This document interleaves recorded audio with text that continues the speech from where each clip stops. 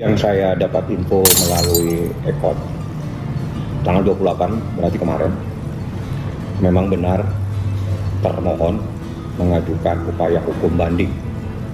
Ya, itu yang saya dapat pemberitahuannya kepada saya, sehingga saya pun menyampaikan informasi tersebut kepada BAIM bahwa pihak termohon telah mengajukan upaya hukum banding, dan selanjutnya saya dikasih amanah untuk juga menggunakan hak sebagaimana yang diamanatkan di dalam undang-undang, bahwa kami juga punya hak untuk mengajukan banding. Sehingga tadi pagi sekitar jam 10 pagi saya juga mengajukan upaya hukum banding. Jadi intinya tadi pagi lah ya, biar jelas, kami juga mengajukan upaya hukum banding. Jadi dalam perkara ini maka dua pihak sama-sama mengajukan upaya hukum banding. Dengan terbaru dari Paula dengan BAIM, di mana yang tadinya Paula sudah melaporkan terkait dari pelanggaran kode etik yang disangkakan seperti itu di para hakimnya, pada Komisi Yudisial, juga pada MA. Dan kabar terbaru kali ini, di mana Paula pada akhirnya mengajukan banding karena mungkin tidak puas sebab Paula merasa difitnah, dan dari pihak BAIM juga mengajukan banding. Biasanya kan yang mengajukan banding ini pihak yang kalah dalam persidangan, sedangkan BAIM pihak yang menang, tapi BAIM mengajukan banding, berarti baik BAIM maupun Paula tidak puas terkait hasil dari persidangan perceraian kemarin. Walaupun BAIM sudah dinyatakan sebagai pemenangnya, bukan dinyatakan ya, tapi kalau dari hasil dari persidangan kita bisa menyimpulkan bahwa BAIM yang bisa dikatakan memenangkan dari pengadilan tersebut. Dan mari kita prediksi bagaimanakah perkiraan dari hasil banding nantinya, menguntungkan Paula ataukah menguntungkan BAIM. Kita bandingkan hasilnya antara Paula dengan BAIM terkait dari banding tersebut. Apakah menguntungkan Paula banding tersebut? Saya ambil 5 kartu. Untuk kartunya Paula ada simbol ratu koin, ada simbol The Chariot, ada simbol 8 tongkat, ada simbol 5 tongkat, ada simbol 4 tongkat. Nah, ini untuk Paula. Ini untuk Paula ya. Kemudian untuk BAIM seperti apakah prediksinya?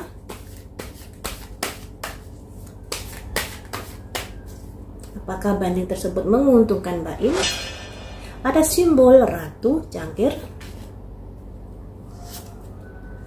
raja koin, Wish Counselor, the moon, the sun. Nah, ini jadi bilang kedua-duanya sama-sama ada plus minusnya ya. Di kartunya Paula, di mana dia sebagai sosok wanita dilambangkan ratu koin, di mana kita juga tahu Paula ini mendapatkan dukungan juga, sekalipun sudah dinyatakan ketok palu di pengadilan tersebut bahwa Paula selingkuh dan begini dan begitu hasil dari sidang kemarin itu. Tapi di sini Paula ternyata memiliki banyak dukungan juga, banyak support juga. Dan di sini Paula juga pada akhirnya melangkah. Ada simbol pergerakan naik kuda ya, di mana dia berusaha untuk memulihkan nama baiknya dengan melaporkan ke Komisi Yudisial, juga ke MA, dan selanjutnya mengajukan banding. Dan di sini ada 8 tongkat. Bahwa Paula sudah yakin atas keputusannya untuk melakukan banding tersebut, sudah dipikir-pikir dan lain sebagainya untuk mendapatkan keadilan seperti yang diharapkan. Nah, di sini terkait dari sebuah konflik dengan BAIM. Ada 5 tongkat. Simbol dari konflik rumah tangga yang sudah terjadi antara BAIM dengan Paula.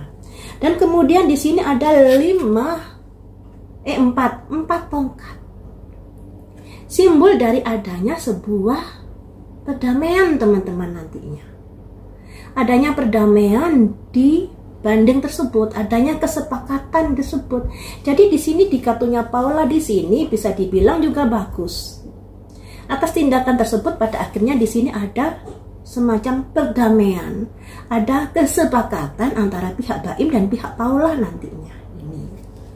Kemudian dari pihaknya Baim ada simbol Ratu Jangkir. Simbol dari Paula keluar, juga simbol Baim keluar 4 koin. Dimana Paula ini sebenarnya sudah berjuang dalam rumah tangganya sampai mengorbankan dirinya sendiri.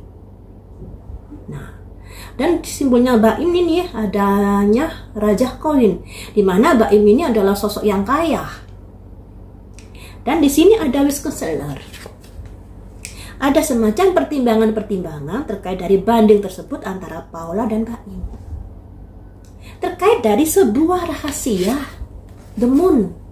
Terkait dari sebuah rahasia Paula. Ya. Yang pada akhirnya ada desan, hari esok lebih baik, atau desan ini juga bisa diartikan adanya kemarahan yang luar biasa terkait dari rahasia yang sudah disimpan dan sekarang sudah dibuka. Makanya di sini dari kartunya Baim ini ada business seller juga.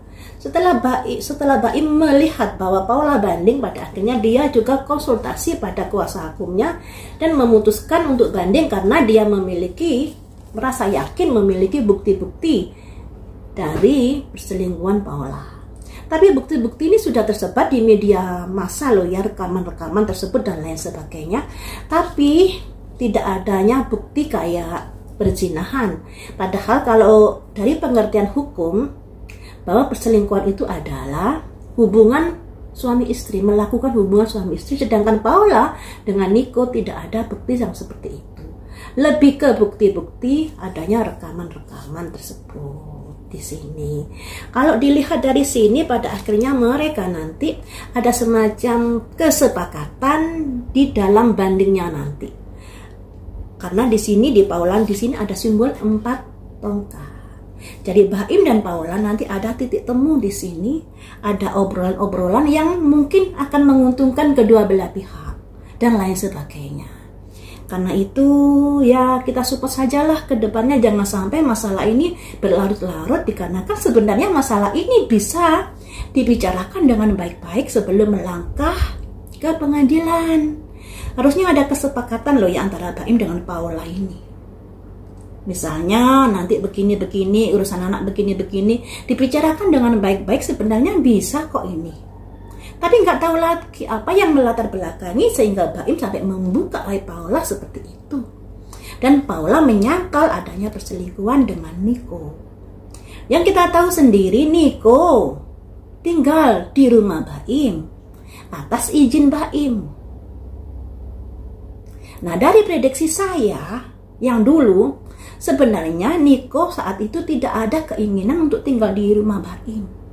Tapi ada pembisik, ada rayuan dan lain sebagainya, pada akhirnya dia tinggal di rumah Baim. Nah itu kenapa kok nggak berpikir panjang, Baim itu kok bisa menerima hadirnya Niko di rumahnya dan lain sebagainya. Dari hasil sidang kemarin yang sudah ketok palu, Paula dinyatakan selingkuh dan dinyatakan istri yang durhaka dan lain sebagainya, sehingga dia tidak berhak mendapatkan apa gitu, entah nafkah entah apalah ya. Mari kita prediksi apakah ketentuan di hasil sidang pertama itu akan berubah terkait dari materi yang didapat oleh Paula.